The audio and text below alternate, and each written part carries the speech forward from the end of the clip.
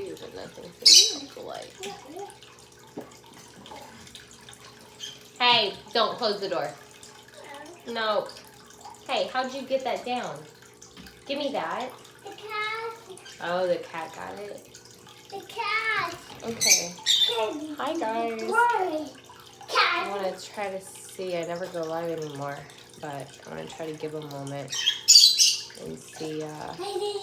And let some people pop in.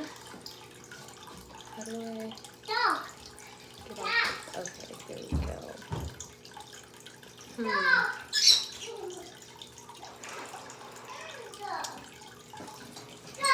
2023 was, I don't know, there was a lot going on in 2023, and so I've kind of spent the majority of the year pretty absent. My ankle, sorry, my ankle is still in the boot. Not really, I mean, like, the swelling's a little better, you know, but like, I'm still fighting with the insurance, and it's a whole thing. So, but now that we have moved to our new home, we finally bought a home, and we've been looking to buy for about 3 to 4 years, and we finally bought hey, put that down, stop it. There's so many animals for him to get into right now. No, sir. We finally decided to buy a new home, newly built, and so that's what we did. And now that we're here, I have so many plans for what we're going to be doing, and a lot of that has to do with my YouTube. And so the future of what are we going to be seeing on this channel. So with our garage, the plan at some point, obviously we have multiple things we got to do. There's a lot of, we got to get a lot of funds together to be able to do all of these things. So, it's probably going to take some time to get out of the dirt. And so we got to get our backyard fenced. That's our kind of A1 right now. And that's we have a 3-year-old. That's A1 is get the backyard fence for the kids, and of course our tortoise, our sulcata tortoise. Hey, don't put the cat in there, baby. You can't do that. No. Do you know that's no? Look at me. That's no. You can have that. So anyway, the tortoise is also she's getting bigger. She's gonna come this summer, really gonna be trying to get her outside more. So this room that we're currently in, I didn't plan on having so soon. So I figured the kids were gonna want their own rooms, but Liam really wanted to share rooms with Atlas. So I ended up having this office/animal room. Leave the birds alone. Hi. Okay, well, stop putting things in here. Yeah. No, look at me. What? Do not put anything in the bird cage, okay? Here, you can have it. You can wear it. You can it's a ring. You can wear it.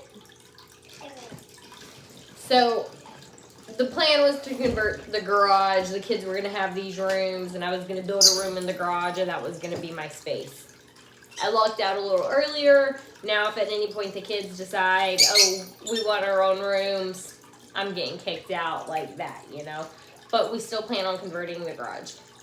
So this room, the hope is to kind of set up a recording studio area like I used to have many years ago.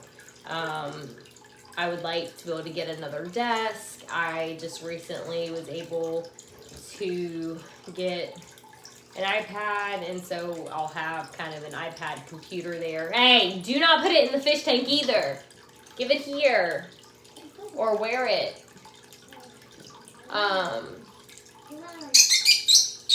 So I'll have that to start really being able to just sit down, do those sit down recording videos and record again. Really talk about, don't put it in the fish tank. Talk about the topics and the questions that I get asked so much and really kind of dive back to my roots here. The other plans, we're not putting it in the fish tank. So this room, there's going to be a lot more happening this year once I get a desk and I get all of that set up and finish getting this room organized. It's not fully set up and organized. But you're sitting on the new snake rack. Go that way. You're sitting on the new snake rack. That's about as organized as we've gotten it. Hey, leave tortoise alone. The tortoise enclosure, leopard gecko, which I gotta move. We got just birds chilling. Small tank. So we've got some rearranging to do, but this room we're gonna have a desk in the corner and we're gonna get back to all that. Also have plans on converting the garage. Yeah, Maya's on the floor. Her ball. So the garage, we're not using it at all right now. It's just kind of a storage stop place as we move furniture. Everything's going in there. That way everything can be fully wiped down and cleaned before coming into the house. And, being organized. So the garage right now is just full of, it's our halfway point between, stop getting it from the old house. No. Leave her ball alone.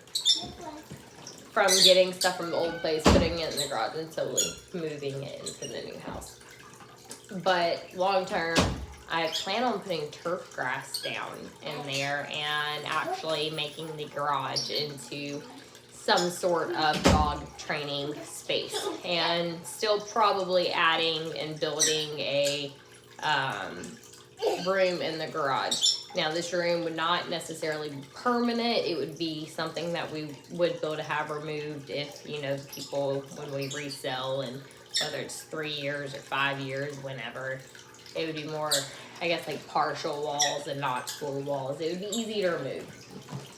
The turf grass, easy to put down, not touching the floors, easy for the dogs to walk on, easy to clean.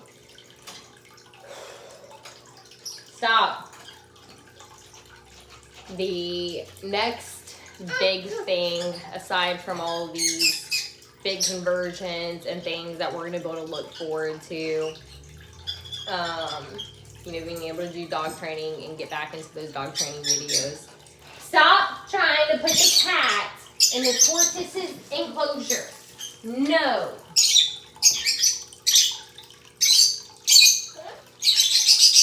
There's literally a piece of wood behind me that I'm gonna cut and shape for this hole that has broken through because it's driving me crazy.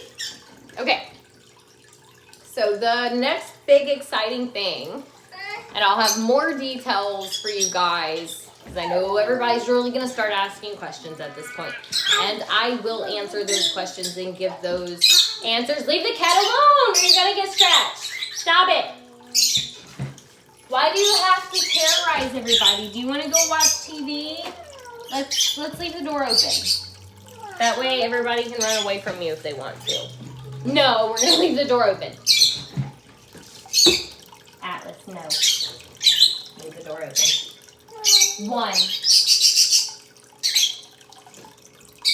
2. You wanna lay there and play dead? That's fine. Stop it. Breathe. No, leave it open.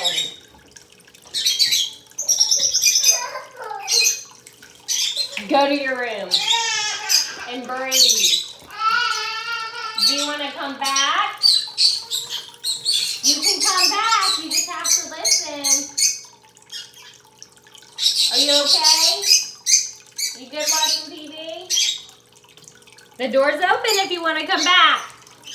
Okay. Sorry, his room's right there anyway. He's fine. His temper tantrums, they happen. So, the next big exciting things, which, then come here. I'm never gonna get through this. Okay. Can you find it? Oh, it's gone? Go look. Go look in your room for it. Or go look in the living room by the couch. Go find it. So, service dog programs.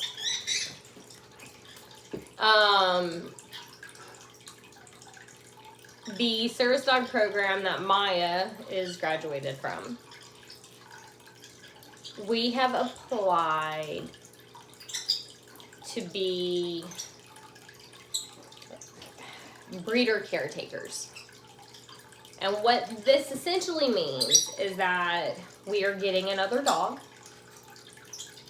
And this dog will come from the service dog program.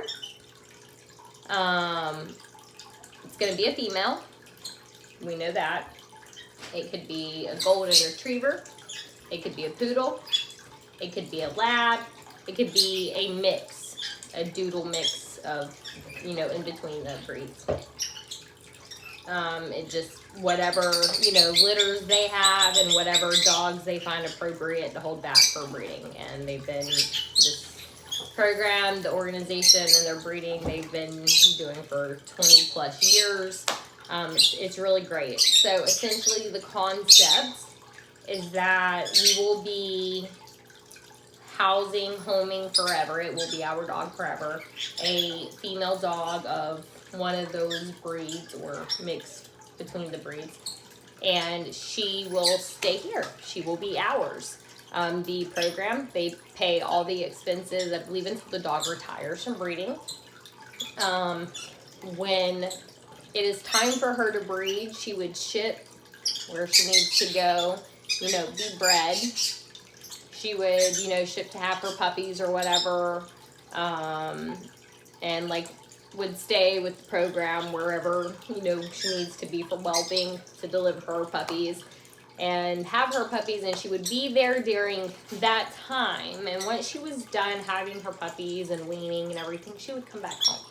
And she would be home with us, until the next time that it was, time for her to breed again. Whenever that may be. Now, I don't have a timeline yet. So I'm back and forth. I asked if we had a time frame. We don't have a time frame yet. I do know that litters are being born. Some have been born. So if they don't currently have any holdbacks for breeders, I'm sure they will have a few holdbacks for breeders in the coming months. So I suspect sometime this year, we'll be getting our breeder dog, our breeding dog. And so this dog will go on to produce puppies that will be the next generation of service dogs. Every litter she has will produce, the next line of service dogs. And so it's a really neat way to kind of give back. And I'm going to go into way more detail and information. I can only say so much because I haven't actually experienced it myself yet. And I really can't wait to kind of dive into this with you guys. It's going to be a new experience. It's going to be for a good thing. It's a good cause. It's a way to, you can, if by housing and loving a dog. Okay, I hear you. Melody, my love. That's not Melody. Who is that? Hey!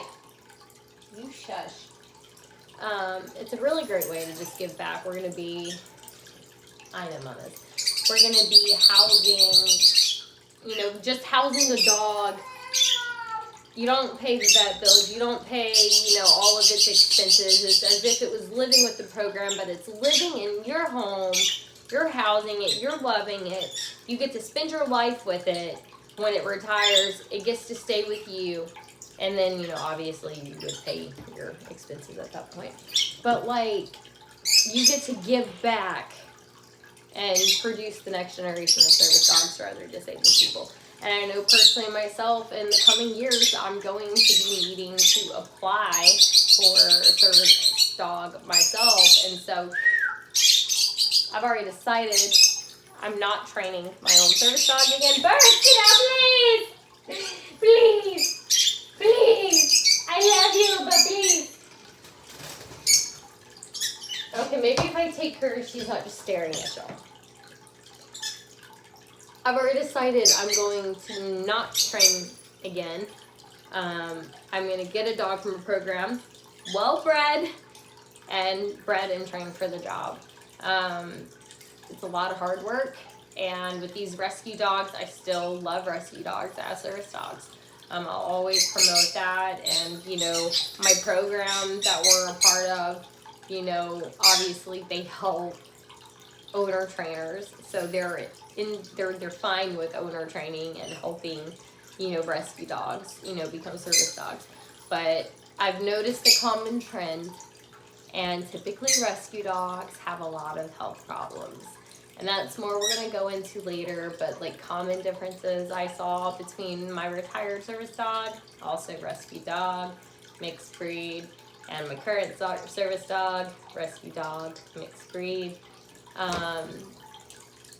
Skin problems, there's certain allergies to certain foods, there's these hot spots, and more. We're not gonna get too far into all of that, but you get the picture. And it's really hard for a dog who's fully trained as a service dog to work to their full potential because, they got a hot spot on their foot again. We can't work them right now. They can't work for a few days until that heals up, And so when you have well-bred dogs that are coming from parents that are going through the proper health testing and being bred appropriately and trained appropriately for the job, you just run a lower risk of having a dog with medical problems. Therefore, your dog is likely to actually work a full work life, I guess, not retire early, not retire at 5-6 years old, actually maybe they work till they're 8 or 9. You see it happen, and it's definitely possible, but not when you have underlying medical problems that you don't know anything about. So I've decided, my next dog would come from a program, and before I do that, I just really want to kind of give back a little bit. And so stepping in for like the breeder caretaker, volunteering, that's kind of my way to try to give back, and we'll go to do a lot of training with that dog, and we'll touch base into a lot of other training. That dog would not be a service dog. She's a breeder, so it wouldn't be service dog, but we could still train her. I could still use her to train you guys how to train something maybe that I've already trained Maya, and maybe we need a better video or whatever, or maybe I missed that video in training. Maybe I can use her to kind of replicate and re-show it to you guys on how to do that, and still just watching another dog train from whatever age we get her from, that it's always fun to watch progress. So there's definitely going to be some big things coming this year, and so bear with us in the coming months. I'm so excited. Just picture not my husband's chair, but my chair. My chair's in there with the PlayStation, my game. So it'd be my office chair, okay? Not this one. It would be mine. But a desk, this room actually properly set up. Like the snakes, I want to get them. I cannot wait. I've already got the cages picked out, but they're gonna be upgrading to full like glass enclosures that are gonna be just fantastic, and it's gonna be things that I'm never gonna have to upgrade them again, because it's gonna be like for their size, full grown. And so I'm excited. That's gonna be really beautiful once all of that's set up and everything. Whenever that happens, I don't know, you guys. That might be 2 years from now. We'll see how things turn out. So right now we're not jumping into anything big. We're trying to take it slow. We just bought a house. We're settling in a little bit. And then, hopefully next month or so, we're going to really start progressing. I hope to be getting, a desk and kind of getting the office corner set set up within the next coming weeks, but that's probably about as much progress as we're gonna make. But still, we're gonna do it. I also think I'm going to get some kind of flat platform with wheels that the bird cage can sit on. Hear me out, okay? Can sit on it. That way, whenever I have to come in here to record, I can just push them out into the hallway and close the door, and they won't be so loud. That's a brilliant idea. I'm genius. Okay, so let me answer your questions. I've had the boot on for, I don't even remember how long. It's been a few weeks. I can't really walk with it not on, so it's just staying on. We're still fighting with insurance for my MRI. We don't know for sure if what I've torn, but I don't have full flexion and movement in that ankle, and when I do try to flex, I have a lot of pulling feelings in different areas and significant pain with it. And my doctor and I were just struggle bus on that one right now. Struggle bus. How many birds do I have? In here right now, 4. One of them is going to a friend of mine. One that's in the top. So that leaves me with 3 birds that are actually mine. I did have 5. And I recently actually lost 2 birds. So one of my sweetest babies, Melody, she's a sweetheart, raised her. She's from mom and dad who are down and below Sunshine and CDs. But I've got Melody, but Scuttle, that little gray one I had, they had kind of paired up, so it was kind of Melody and Scuttle as mates. And Scuttle, sadly, oh God, he was so freaking sweet. Him and Melody were like my sweetest birds. I'm gonna go on a tangent. It's just sad. I'm so sad about it. Good morning. Two hug dogs from New Zealand. Yes, Maine Coon. He's still right here. He's watching the birds. Okay, I'm waiting for my chance to get him. But I'm not gonna because Mom's smart and has all the doors locked. Oh, the joy of owning cats. Maya is about to be 4 in a couple of months. She is beautiful, isn't she? I love her. Foster mother for cats. Oh, that's lovely.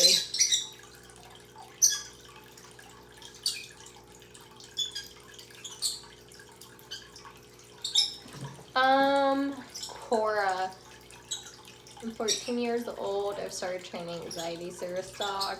I have a ton of experience training and handling dogs. I think I'm too young. Please respond. Here's my question. I don't want to come off rude in any way, shape, or form. Please don't take anything I say. Sometimes I'm just really blunt and people kind of take it away. So please, if it's hard for me to formulate words sometimes. So you're 14. When you say you have a ton of experience training and handling dogs, I'm just wondering how, because you're only 14. Do I think a 14-year-old can train a dog? Yeah, I trained a dog when I was 14, you know, but service dog training, it is completely different. Is it possible?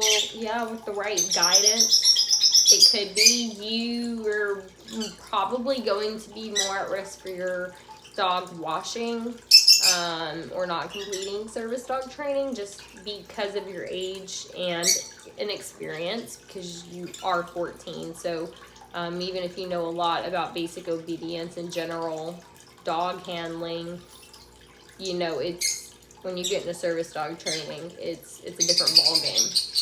you know, the level there kind of steps up a little bit. So without the assistance of a trainer, you know, your fail rate or risk is gonna be a little higher. Is it impossible? No. You know, anybody can do anything, and there are plenty of young kids out here that are really good dog trainers. But just keep in mind that regardless of how much of experience you have, you're only 14. And when it comes to dog training, nobody ever knows it all. I don't care who you are, what you say. You don't know everything there is to know about dog training. There's always going to be somebody else who knows something that you don't. And there's always going to be somebody else who can teach you something. And so that's really key to remember, is that there's always something new to learn. And, you know, there's no one way to do anything, no one right way to do anything, but there's always room to learn. And I know people who have been training dogs for, you know, 40, 50 years, and they still learn something new, or I taught them something new, and that's how that came up. But anyway, you know, it's just, doesn't matter what you know, you can always learn more when it comes to dog training. And so at your age, and if you don't have experience training service dogs, you are going to be an inexperienced trainer as far as service dog training, and it might prove to be a little harder than you think it is. Again, you know, it's possible, but I definitely suggest, you know, trying to have a trainer that you meet with, even if it's like once a month or once every other month. Like, people don't realize, even if you don't go to a trainer like 24/7, like all the time, hey, get out of there. If you set a schedule and like go to a trainer even just like once a month, every time you go, that trainer is going to be like, okay, well, here's your problems I see, here's what you need to work on. You're going to work on that stuff, and then the next time you go, you know, that trainer's gonna be like, okay, that looks good, but let's keep working on that. Or, okay, let's move on and let's start trying to learn this. You know, and then you're gonna be able to work on that, and then you're gonna be able to go back to the trainer, and like, let's say a random problem came up, and that dog is reactive randomly, and you don't know how to solve it. One other trainer's gonna be like, okay, well, we can fix this, we're gonna do this. You're gonna go back for, you know, the next month, you know, work on what that trainer told you to work on with your dog, and you're gonna come back, hopefully see improvement, etc. So it doesn't have to be you see a trainer every single week. You know, trainers can help you set a training schedule. And so I would advise at least something like that. I'm about ready to get off of here. I'm so sorry, guys. I'm trying to run my mouth as fast as I can. It's difficult because I can't breathe. Yes, Carrie, I have faced service dog discrimination while out of state. Go ahead, look up your local, not your local, whatever states you're traveling through. If you're going to be stopping in that state, whatever, know their laws, know what state you're going to. If you're staying at a hotel, try to, you know, prepare ahead of time.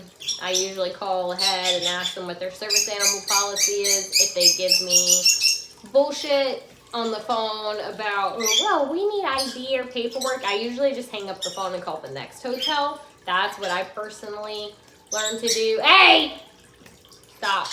Now, there are times we have had a great phone call, and then we got to the hotel, and the workers had swapped. It was different workers, and then that new person gave us an issue, and we've had to fight our way through it.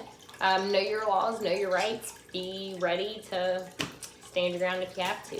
But like I said, if you're kind of like last minute, it's not something pre-scheduled, and you've got last minute find somewhere to stay, trick them. What's your service dog policies? They're going to tell you right then and there when they answer your question if they're going to give you problems or not. Because if they say they want ID and stuff like that, stop putting fish food in there, thank you. Then you know that when you get there, they're going to give you the same problems. And on the phone, you know, they're like, oh, yeah, you know, just as long as it's service animal, you know, required for disability, you know, you're good as long as it's trained, whatever. Yeah, you're good. That's the one you want to go to. Because usually they know their stuff. I had one hotel worker before. What was it he asked? What was that one that was tricked us? He asked us something about, is it emotional support or something? And I was like, no, she's a service dog. And he said something, go say hey daddy! Hey buddy, come here. Oh! And so he was like, yeah, I use it to trick people because a lot of people say, yeah, it is emotional support because they're trying to just get in the hotel and emotional support animals don't have access rights in hotels. They're still a pet. You got to pay that pet fee and people try to bypass it. And so that guy, he was great because just the trying to trick people. Because, you know, if you trick them, like he knows if somebody goes, no, it's a service dog, you know, task trained this and that. He does it on purpose because he knows the real ones are going to say something back to him and be like, actually, and he's like, you good. I loved him. That was great. I think he was, I want to say that was in Georgia somewhere. But, yeah. Hey, they're good and bad. Tips to training service dogs. Patience. Incredible patience. Service dogs, 2 to 3 years. For training, basic obedience, public access, leash manners, task training. There's so many factors, environmental, you know, surroundings, you know, if that dog's scared of this or that or whatever. Patience. There's no shortcut to service dog training. Slow and steady is gonna win your race. You know, if you put too much, some dogs can take more at a time. Some dogs can handle, you know, more pressure or more things being put on them. Other dogs need to take it a little slower. You have to learn to read your dog appropriately and not overload them too much too fast. And take it at their pace and just know that, you know, this isn't a sprint, it's a marathon. So patience is truly key.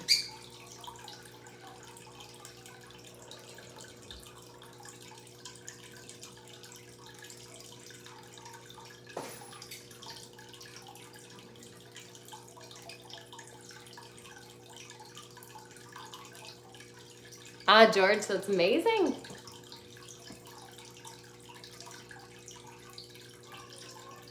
I know exactly what you're talking about. I know the exact trainers, if I'm not mistaken, I know the exact trainers you're talking about. So anyway, guys, I am gonna hop off of here. I'm coming, baby. I'm gonna hop off of here. I'm so weird. What does weird stand for? Wonderful, exciting, interesting, real, and different. So thank you, because I am wonderful, I am exciting, I am interesting, I am real, and I am different. So I really appreciate your comment. Thank you, Susanna. Suzanne. Susan? Suzanne? I don't know. Not fair enough either. Can we say bye-bye? Okay, go Dad. All right, I'm about to hop off. Is there any last questions? Come on, walk down to Dad.